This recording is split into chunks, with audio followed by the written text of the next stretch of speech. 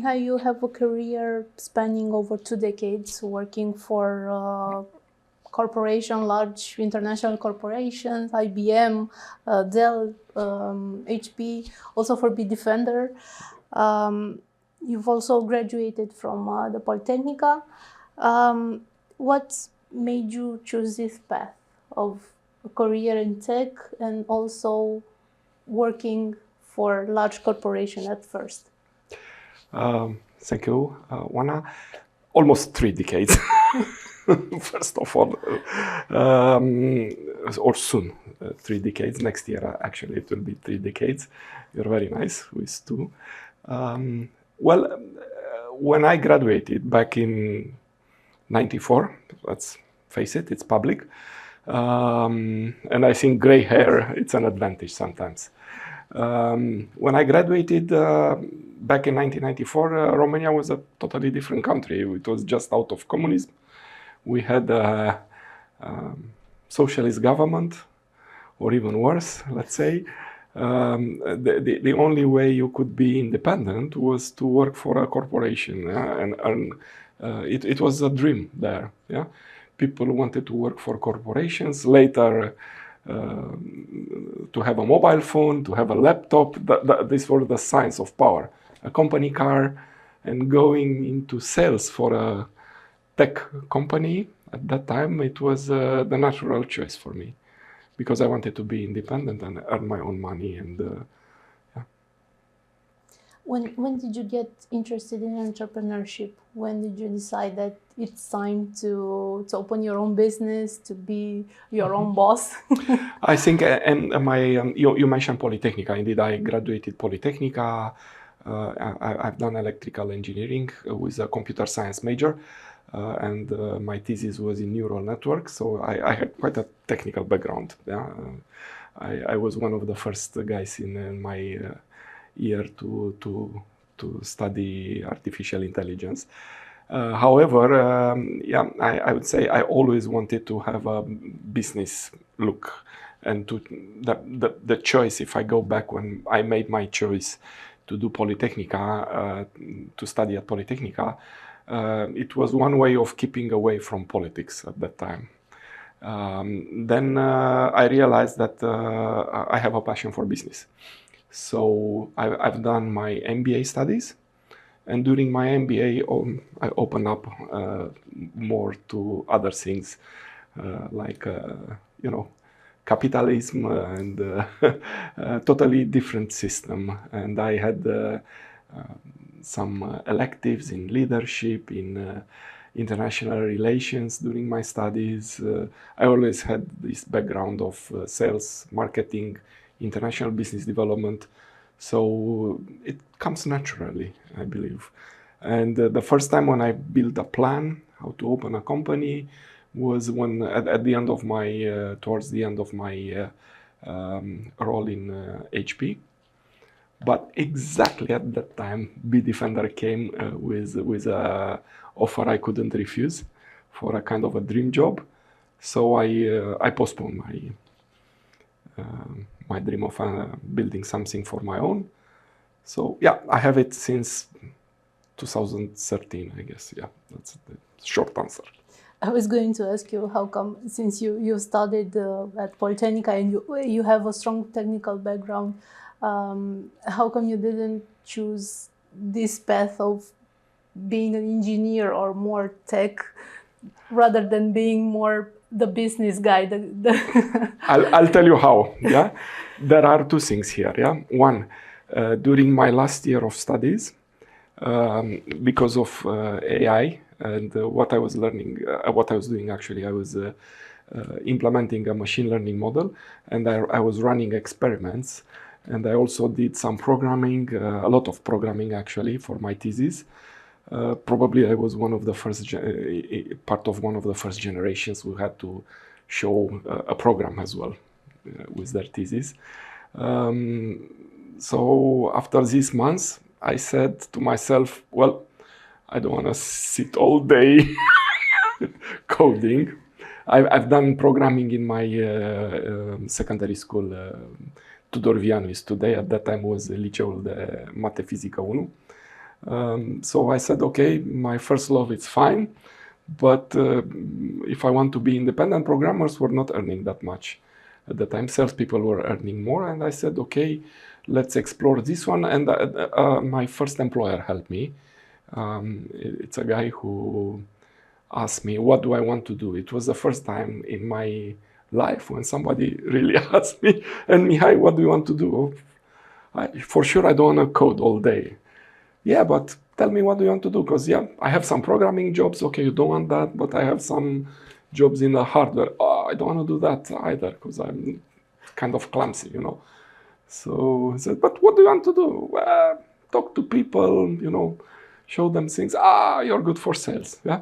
So he gave me this orientation in my career. I'm grateful to him. Yeah, because I think there aren't many people who are having my technical background and my in-deep understanding from binary view of the world inside the computers, as well as from having the basis of what artificial intelligence mean and can do sales as well and business. So I was lucky. Did you ever, I don't know, I'm going to say regret, but it's more like miss this part, this technical side? Do you think that you could do it now, or it's been too long? I don't regret it. If I regret sometimes is that, and at some point I would like to maybe look at some Python courses and yeah, because I would like to understand a little bit more in code. Yeah, and also in my latest evolution path, I'm building my own startup. And you know, I have this view that the CEO doesn't have to be at the top, but rather be in the middle and understand a bit from everything.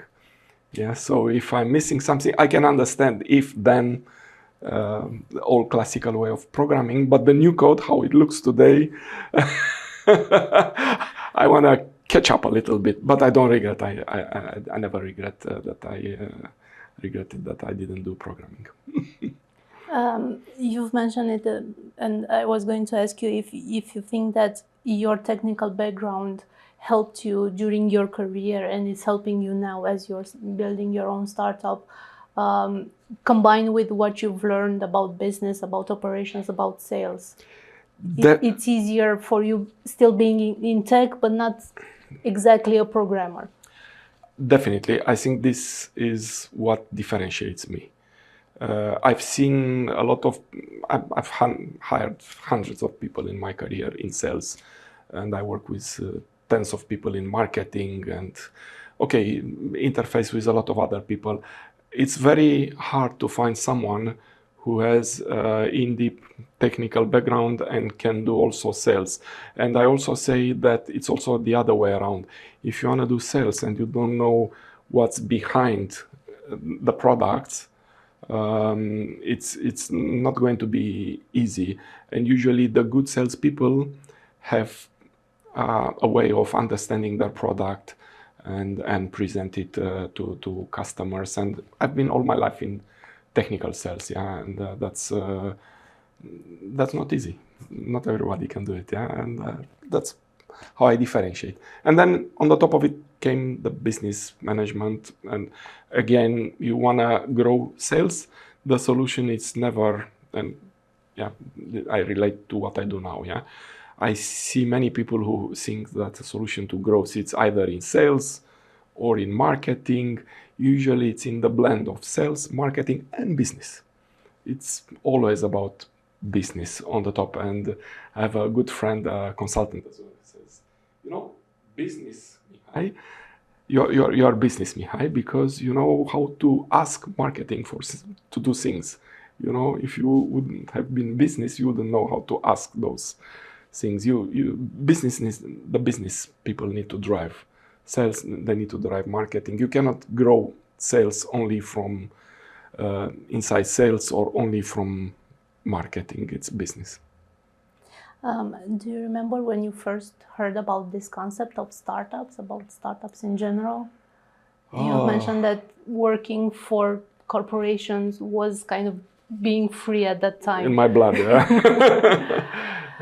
Well, that's an interesting idea. I'll tell you when I had a shock. I was in Bitdefender at that time. I think it was back in 2015, 16. I can't remember exactly. And the company was sponsoring an event called How to Web. Yeah, now we know it. And they asked me, look, Mihai, you go, you please, can you go and mentor some guys? And I said, what's this How to Web? It's an event. It's, but okay, I said, I'm open to experiences. I said, okay, I'll go. And that was really the first time when I was in shock. I discovered this world. I liked it. Yeah. Before that, I think the concept of startup, it was more like we see now this startup nation, yeah, go-go sherry kind of stuff. You have a brick and mortar business. Startup was not associated with tech. Yeah, but How to Web was first time when I realized that. And of course, you also have and I talk about startup in our country. Yeah, because if you talk about outside, yeah, you read about Google, Microsoft, and the others in business schools, Amazon, and yeah. What about when you first became interested in investing in those startups? And what attracted you to also be a part of the Tech Angels network? Did it start with you being at How to Web? No, actually, started in a different way. I knew quite well, actually, from my over 30 customers in the last 5 years as a consultant, it's only one company that I knew before I joined this, and it was Typing DNA. Yeah, and after I worked with them a little bit, and I wanted to become an investor in them because I really liked the team and the idea since before. And then I realized that they were much later in the investment stage. They were already having a large fund. They had to move in the US, and I was not qualified as a small angel investor to be there. So attraction, I think it was the first thing. I wanted to help a team. I already had some contributions in terms of knowledge sharing, and I wanted to put some money as well, thinking that yes, I didn't realize that it's extremely risky and that I didn't have the culture, and I kind of jumped into it. And then working for another startup, Smart Dreamers, yeah, it's another famous startup in our ecosystem. I had this board presentation with the results of the consultancy process, and then we went for a beer with the board members.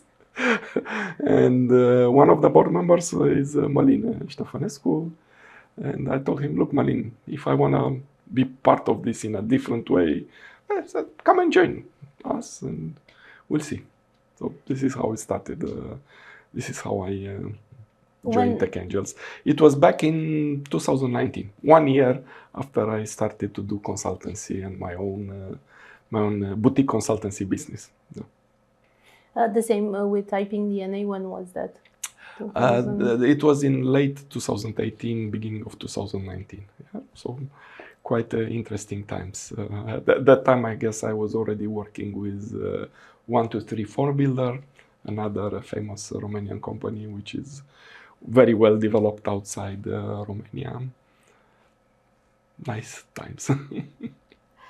How did you see the Romanian tech and startup ecosystem evolve during, let's say, the last 5 years? 5 years. 5 years since you've actually been more involved in also helping startups, but let's say also while working for Bitdefender, because Bitdefender it's also, or at least was, kind of one of the first startups. I can tell you like this, in Bitdefender, it's hard to see this from outside, but in one of the reasons the position I had in Bitdefender was created was because Bitdefender needed a higher valuation. And the higher valuation, guess what? It comes from B2B sales, not necessarily from consumer, where it was the DNA of Bitdefender. So the board asked them to do this, and this is how, and to put a Romanian. That was another wise decision, and I'll have some comments later maybe about this. So my role in Bitdefender was to grow like a B2B startup inside a consumer company, a company with a consumer DNA. It was extremely difficult. I didn't realize at all. When I joined, they just told me, you know, we have a great product and we just need a bunch of sales guys. I know you can do it. Hire them and we'll conquer the world. I kind of like it. So I think they didn't even realize it. They also didn't realize that it was such a cultural change and a transformation that I discovered myself into, and I had to drive it. And yeah, I guess at that time I was seeing a startup inside Bitdefender and scale it 10 times in 4 years in terms of revenue and people as well. But then I also met those guys in How to Web in 2015, 16, I don't remember the year.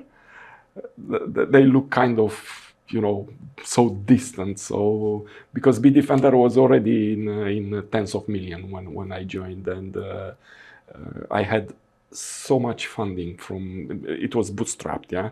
Everything which I did was funded by the consumer profits, the profits of the company in the consumer area. And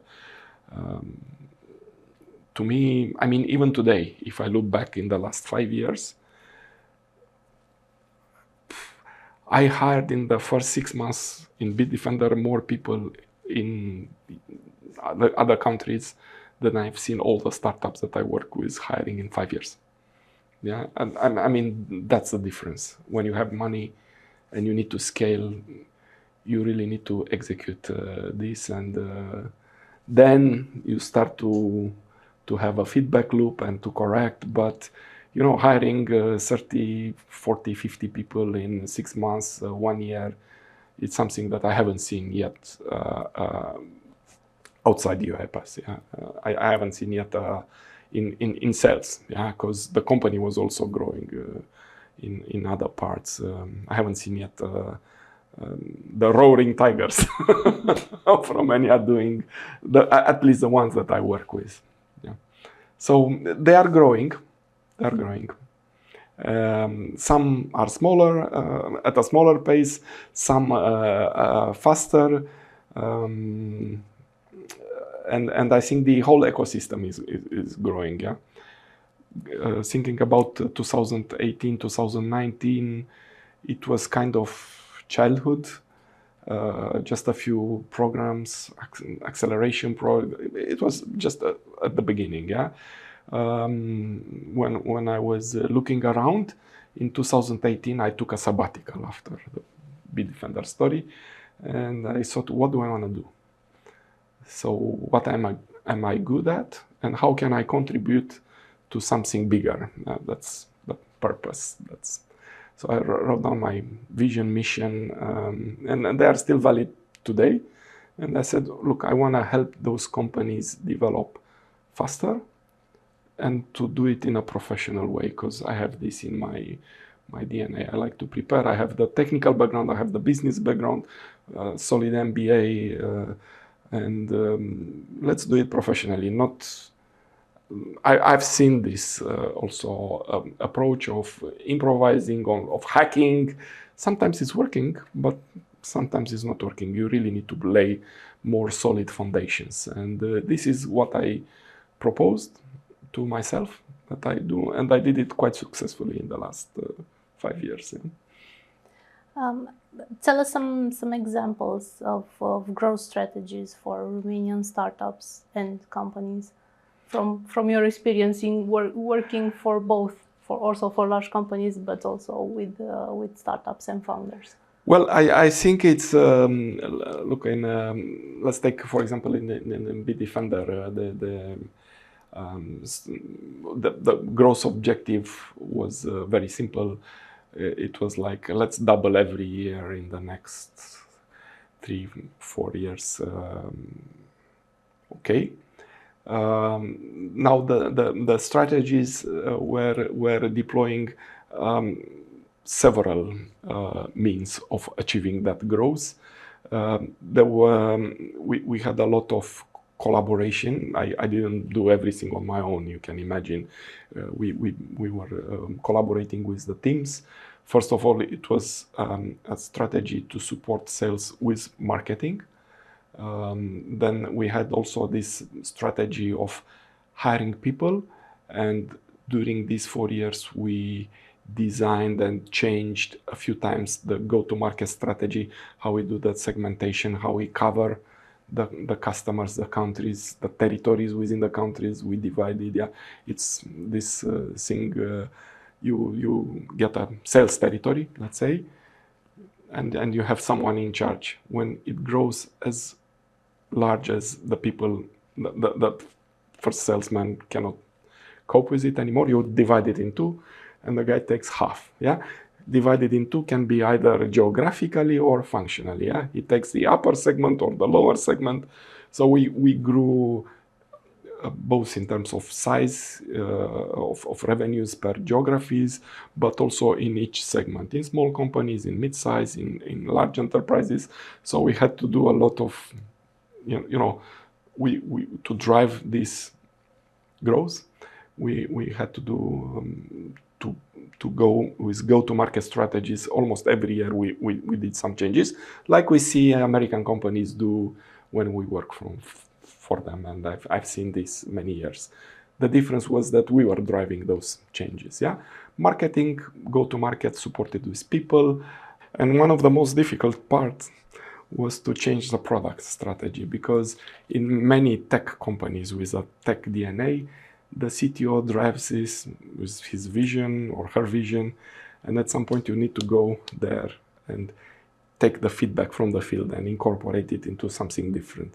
And that's painful. You have to tell a CTO, hey, look, there are some things which you identified in the market, and you need to put, because my task is to grow the revenue, and I need to sell your product, and your product is ideal in your view, but in market's view is something different. So you need to adjust, not to put only these differentiators that are visionary, but you also need to have the qualifiers which the market buys. And that was extremely difficult to do in Bitdefender. It was a struggle, but we managed to do it, and I was working in always, and that was another strategy which I had, was to collaborate, and I was collaborating a lot with people in product marketing. I had some very nice friends from there, and of course in my people in sales, or people in doing enablement, training. We all had to how to say, to empower this sales force to understand what they are selling and to help them do the sale. How are you working with startups now, with founders? I think it's kind of different. Bitdefender was already a large company with a huge team. Startups, we all know that the founder wears several hats and maybe has a co-founder or a very small team. How is it different? First of all, I like a lot working with startups. Otherwise, I wouldn't be here after 5 years still working with startups. And I found it very rewarding. And I also think it's the other way around, because I receive feedback and I receive recommendations. And sometimes I have startups which they move from one stage to another, and they still come back to me and help me, asking me to help them to move to the next stage or to the next stage. At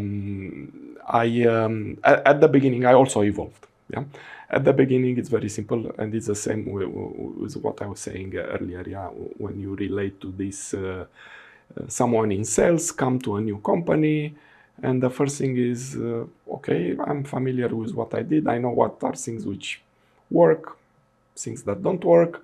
Let's replicate something. Yeah? And this is natural. At the beginning, you try to replicate some things that you know that they work. It's either a go-to-market strategy or a marketing growth hack, and I've seen this going on. Sometimes you can be lucky, sometimes you can be less lucky. But I also develop myself, and there is this theory, or disruption innovation theory, developed by late Professor Christensen from Harvard, who says, you can look at things with some different lens, the lens of disruption innovation. And the main benefit is that you can develop a business strategy so you minimize the need for luck. Yeah, we all say, oh, they must be lucky, 1 in 10. That's how they survive, and maybe 1 in other 10 make some money. I'm trying to reverse that with my customers, and I'm okay. Probably 80-90% of the startups that I work with are developing very nice, and it's really rewarding for me. And this is, I believe, most people come to me because they know what I did in sales, but they don't know the whole background. And I help them uncover what's behind, and I help them look at their business strategy. And the ones who accept this, and many of them, they have this kind of aha moment, and then they start to look a bit different, and they start to have better insights, and they know what to ask from sales, they know what to ask from marketing. They don't go and say, I want to hire a marketing guy and delegate 100%, and he will do some hacks and whatever, or a sales guy and do whatever he knows better, and then we will suddenly grow. It's not working like that. You need to drive, and that's the difficult part, because those founders, many of them, majority of them, I have this technical background and less experience. So I have a common language with them, and I try to bring a little bit from everything, and then inside, in deep expertise, of course, they need to work with sales, with marketing. Actually, my biggest competitor are the people which I hire or help them identify in their organization and develop. After a period, they can take over. Yeah? And this is also, sometimes it's frustrating. Your contract is terminated, it's finishing, but also it's very rewarding, because you see those people developing, and when they go to the next level, they come back to you. How did you see the management skills and also the growth and innovation skills of the founders you work with evolve during this period, these years, since you started your own consultancy business? I also see this growing, developing. Probably it's a little bit more difficult, because sometimes it's like in football, if you don't play games, you can be an extraordinary talent, but you need to have the games as well. And some of these founders they have, or most of them, they have extraordinary vision. They are very well at developing their products, and sometimes because of the culture as well, and the whole ecosystem is so much product focus, and sometimes they kind of ignore the business side, the business strategy, the cultural transformation. But I've seen this in my life several times. I've seen it in Bitdefender. I've seen it in my first company, where I was employee number 18. And when I left, in 3 years almost, there were already 60, 70, 80 employees. And I've seen how you change the culture from a company where everybody knows everybody, the wife, the kids' names, the pet names, to a company where you suddenly have some structure, and you cannot go to the CEO, open his door and start a conversation, but you need to observe the new management layer, the assistant, some rules, and at the end of the day, that's the hard thing to change the culture, yeah, from a small to a mid-sized company, from a mid-sized to a larger company. Every thing is done step by step, and there are things how you can the higher you go, the upper you go, you need to put some extra times to manage everything, to build in Bitdefender, for example. When I started, I had one management layer, and at some point I added another management layer and some specialization. Yeah, it became, it was growing, and it became unmanageable in a different way. So you always need to drive and to think one step ahead, I guess. And they do it. Most of them, they do it. And I think also there are some books that they help. And I also encourage them to take some courses, to some of them maybe an MBA if they have the time, executive MBA program, or yeah, I guess it can only help to have the theoretical background, or hire a consultant. They will help you, but it's developing a strategy is not as hard as to execute it. And not only to say, by execution, I mean not only, yeah, we do this top-down plan, and the hardest way is to incorporate the feedback from the market, as I was mentioning with, because sometimes you have to, deal with people, and they have egos, and it's very hard to get something bottom up and implement it. It's to have this feedback loop organized. In Bitdefender, I had these sessions because things were growing, and obviously some systems, processes, rules were not working. And I ran a tour with some of my colleagues from the headquarters, and I was organizing workshops in the QBRs, in the quarterly business reviews, and I was asking the teams to draw how they see systems and processes and things evolving in Bitdefender, yeah. And at the end of the day, going back to Florin, I was showing the flip charts. I said, look, Florin, yeah, we started with a solid base with our systems, but now things are kind of, out of control, and we patch it, and everything, it's almost collapsing, please understand that, yeah, okay, let's do it. That was the beauty of it, to drive this, emergent strategy. Yes? Strategy is not only top-down, it's emergent. You need to be open to take back from the market, from what you get in the field, and adjust it. And this is more difficult than driving a top-down strategy at the beginning. Yeah, okay, that's a consultant job. But then they come the executives that need to, and they need to have experience, to be open, to look for signs, to look for feedback. I was not that good from the beginning. I had some help as well. You mentioned earlier luck, and I want to ask you, how can startups really innovate and not base themselves and their work just on luck? Mm-hmm. I think there are two things here. Yeah? The whole ecosystem, because it's technical, yeah? They praise a lot innovation, but innovation in terms of invention. Yeah? I've invented something new. Look, I have this thingy, has these features, these buttons, this functionality. Okay, and I've seen startups that invent things, but when you get the thing, as a user, 1 day, 2 days, I mean, it's attractive. Yeah, they are extremely shiny, nice buttons, But after a couple of days or weeks or a couple of months, you suddenly have a churn.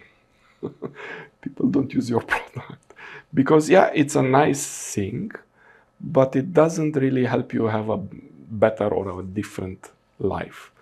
Yeah, and you didn't get enough help, or you didn't have enough pressure to change the habits. Yeah, the hardest thing to go against are pen and paper and Excel, you know, because we have those habits, and there is always an app or someone who invented an app that will help you get rid of pen and paper and Excel up.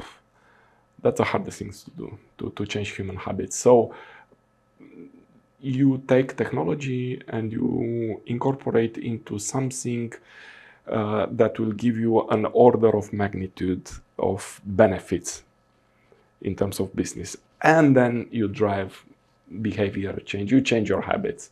And this is in disruptive innovation usually. That's how I pack it, how I discuss it, how I present it. And you usually go to customers who are already using some products, or maybe you go in non-consumption customers that cannot afford expensive products, and you do something which helps them to be 10 times better in that parameter that they measure, and then they adopt it because it's 10 times easier, or it's 10 times more productive, or it's 10 times, that's really, and you need to have as many of these as possible.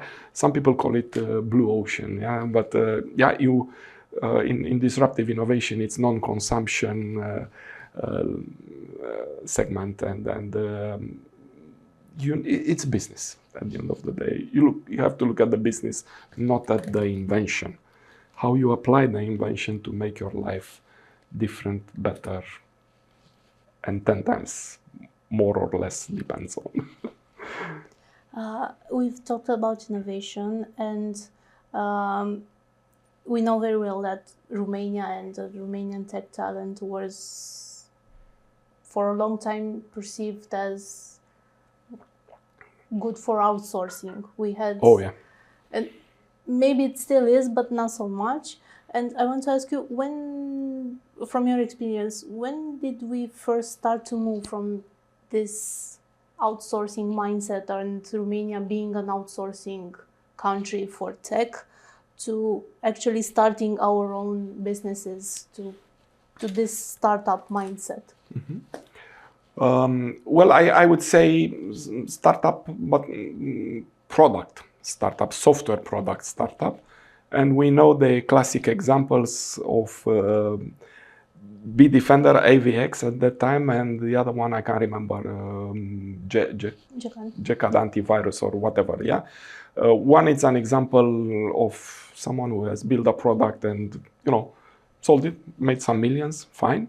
The other one is another example, which they still exist. The same CEO, Florin Talpeș, who still runs the show and does it quite well in his segment. And then that's a difference because and they inspire. They were one of the first and few examples of companies that were inspiring other people, because I relate back to my years in the 90s when I graduated. I had many colleagues which were programmers at that time, and their dream, remember, was to work for a multinational and work for their own products. Some of them established their own shops, and they were selling services to these multinationals, building products for them. And it's gradually, because you need to have people to inspire you, to be your models, to be your mentors. UiPath showed up later. Bitdefender was growing as well in this time, and now in the last 5 years, because you are asking me, there are so many others. Typing DNA, Smart Dreamers, FinTech OS, Processio, Machinations, Smart Hats. Now they are called Field OS. There are more and more. Some are still smaller, some are growing faster, and I believe everybody, the acceleration, I've seen it after Bitdefender announced the 180 million divest of some of their shares. Immediately after UiPath announced the investment in their company, which put the value of the company at $1 billion.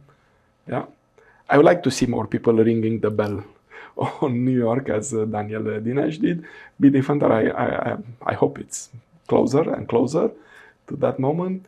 I'm still looking at the others coming from the back, and with some of them I also worked, and I hope maybe they will invite me as well. And maybe my own company as well, because I'm setting up my own company these days with a big plan. How difficult do you think that it is for startups to compete against established companies? Is it still a competition, or is it beginning to be a collaboration? Of course, there are the big providers, the ecosystems. Yeah, Google, Amazon, Microsoft. Is very hard to, without being in consuming some of these products, and it's a competition. The idea is again, maybe not to have a dependency on some of them. And I've seen startups moving from Amazon to Google Cloud or to Azure or the other way around.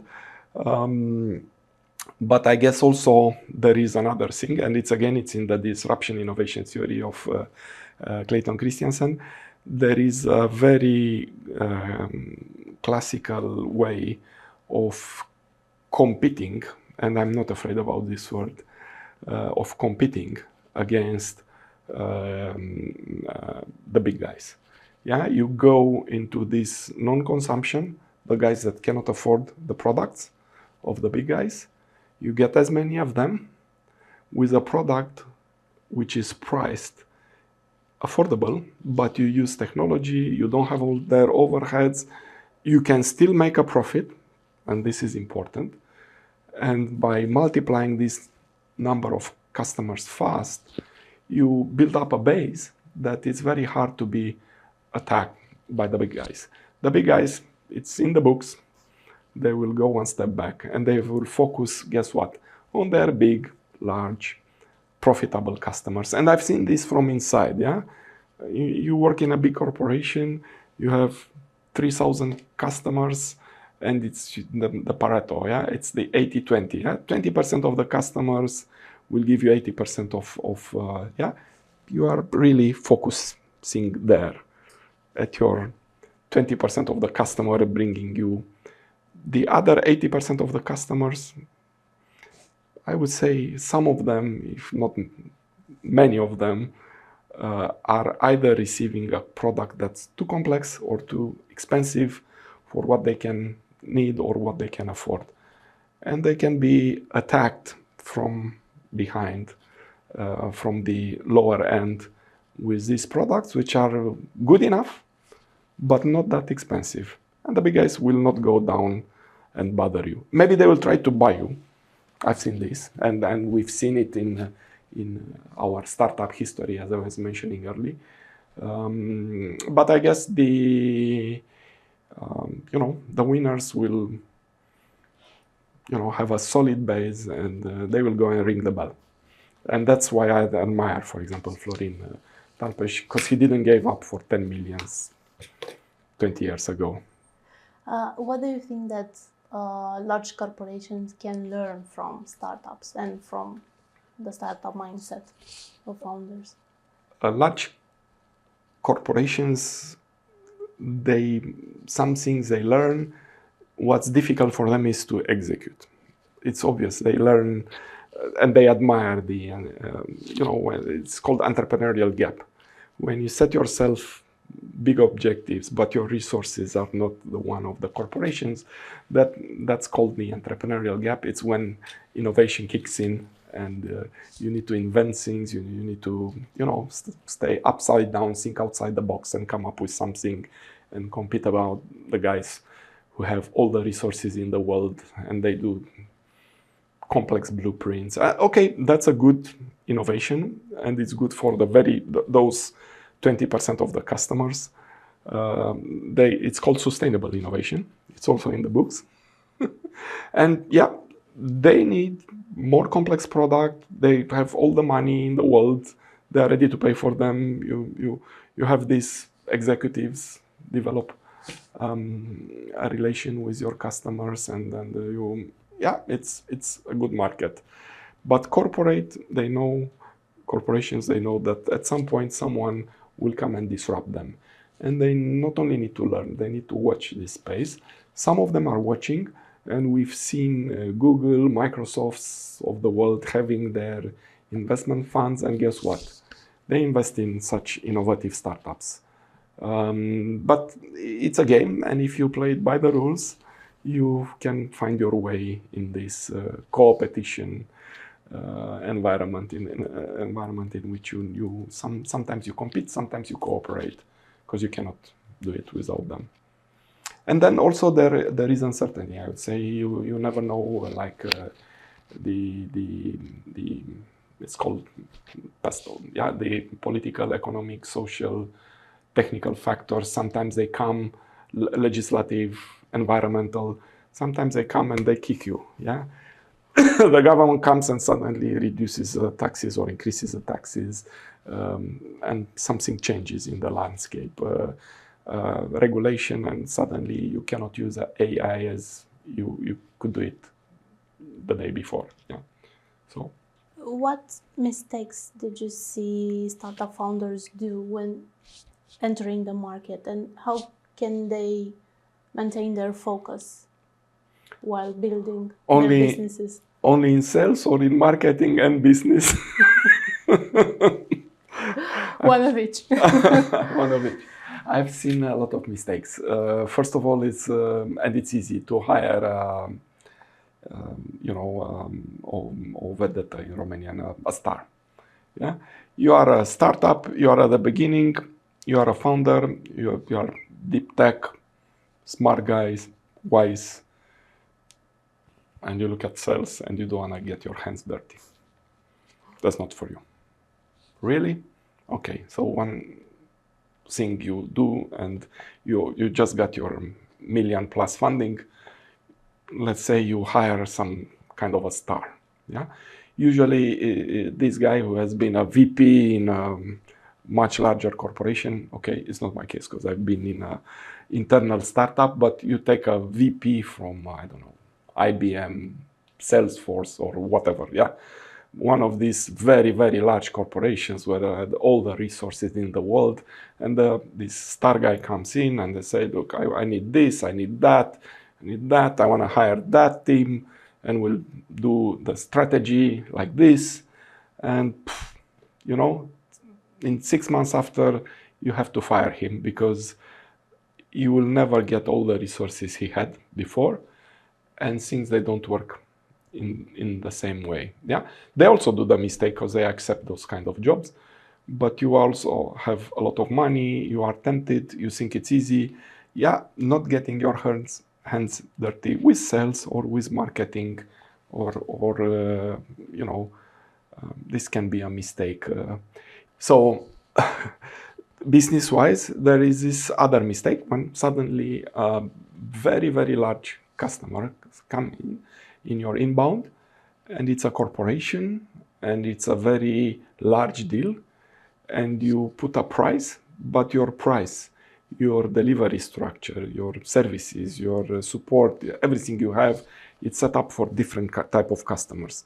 And these big, large guys come in, and effectively it's draining your product development, support, sales, everything, all your resources.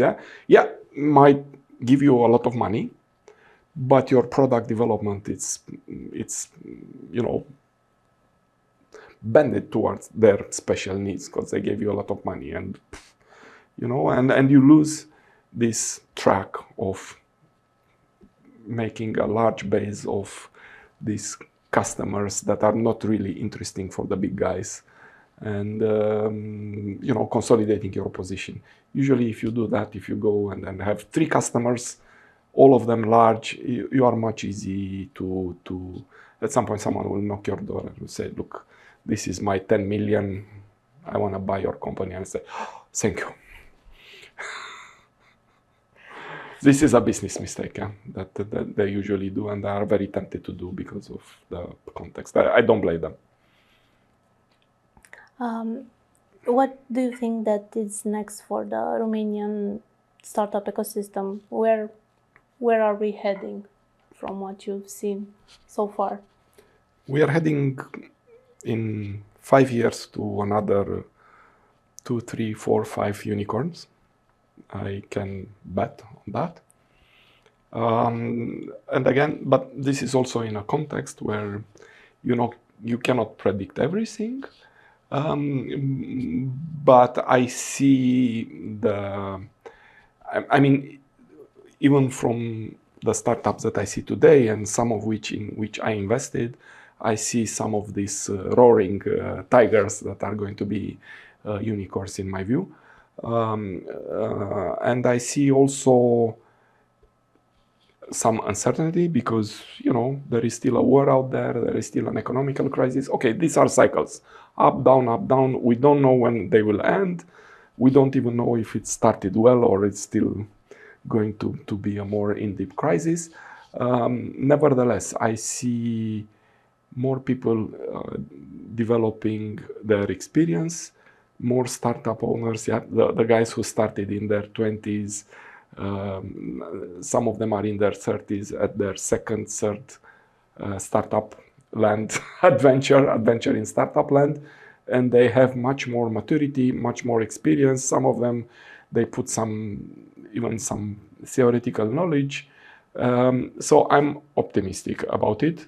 It still have to do with something about where this world is going. But if the world will stay open for collaboration as it is today, at least the world which Romania is part of, the Occident, the world of developed countries where we are part, now, I'm extremely optimistic, and we'll see things like ChatGPT or other technologies may be coming, but we can ride on these waves. The .com has come. We did. Google search was coming, and we are used with it now. So we will integrate and we will ride on these waves of technology. And I'm extremely optimistic with the founders that I see and how they develop. And they don't stop usually. You see them after an exit. You see there are some good examples. They come back into the system and they invest back the money. It's a flying wheel. It's a virtuous circle that has started. You cannot stop it. And you also have the inspiration, the attraction, the big guys, and then the second row behind the Bitdefender UiPath. I don't know. You see Veridion, former Solidify. You see FinTech OS. You see other guys that Machinations, Processio will be there soon as well. You see a lot of guys which are SalesOMMO. I don't want to forget someone here, but you see already these guys which are an inspiration for the whole ecosystem. And I'm very glad to see their owners coming back as well and becoming role models. 5 years back, you could only see an event Florin Talpeș and Daniel Dineș. Now you see Raul Popa from Typing DNA, you see Sergiu from FinTech, you see Florin Tufan, you see Mihai Guran, you see, it's the whole ecosystem has grown, has more models, and this is good. Makes me feel extremely optimistic. Tell us a bit about your own startup. You've started you also have the consultancy firm, but you're now a founder, a startup founder yourself. Tell us a bit. I'm so glad. Tell us a bit about the startup, and I don't know what are your plans, what is your vision, what are your ambitions? I think the plans, they start from my experience. I would say from our experience, because in my consultancy business I also have a partner, Radu, and we worked together for more than 9 years. We worked together in Bitdefender. He was one of, he was the most important secret coach and advisor and my consultant. Internal secret, don't tell to anybody else, but I was working a lot with Radu those days. And he joined me in Guran Consulting Global after he left as well from Bitdefender. And our purpose is quite clear. We see a lot of communication waste. We see a lot of unhappy people in sales because, you know, time is compressed. Nobody has time to prepare a meeting. Managers don't have time to give the right direction. Don't have time to do things in a more professional ways. And the idea of, so our purpose is clear, to maybe elevate sales marketing to the next level, as well as reduce this communication waste, to reduce the spam that is going on and focus much better business-wise. The company is growing. And the idea was, it's this technology wave that is coming, ChatGPT. One of our customers was Alex Lamba, our now partner and CTO in the new company. After we worked in the consultancy business, he was leading sales for one of these Romanian companies. And he took what we worked together and feed ChatGPT, because it was trying to get some targeting profiles, and then when we were reviewing a little bit the work and what he did and so on, he told us what he did. I said, okay, but can we do something like a product from this? We thought, yeah, we can do it. And that's how the idea of SalesOMMO, that's the name of the startup, came. And then we entered because, now we have an ecosystem. So we needed some deadlines, a kind of a boss. And we entered in an acceleration program in Rubik Hub. And we got those deadlines, and we evolved a lot in the last 3 months. Now we are ready to onboard users. The alpha version is almost ready. And we set up, we laid the foundation behind, and I think it came naturally. And for right now, I'm in the process of, I'm not seeking new customers in my consultancy business, because I think what I do now, it will scale, and I will be able to help much better with the product, maybe some services on the top of it. But first of all, the product can scale. Consultancy services, they don't scale. So I think that's the dream that we have, and I hope we have a plan to make it happen. Yeah. Do you also think that it's something that could work outside Romania too? We are born outside Romania. We don't, obviously, it's the first beachhead would be tech companies.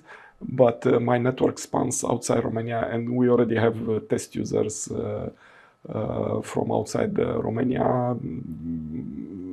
You cannot think only within Romania. By the way, this is one of the advantages of Romanian startups. Yeah, in other countries which are larger, you are tempted to stay a year or 2 or maybe 3 inside your country, and this is not really good for your global visibility and expansion. I think we will have, I want to have, our plan is to have international customers before the end of the year. So in the first 10 customers, we need to have at least 1 or 2 from outside Romania. In the first 100 customers, 80 need to be from outside Romania. I think that's the plan. Okay. Best of luck. Thank you.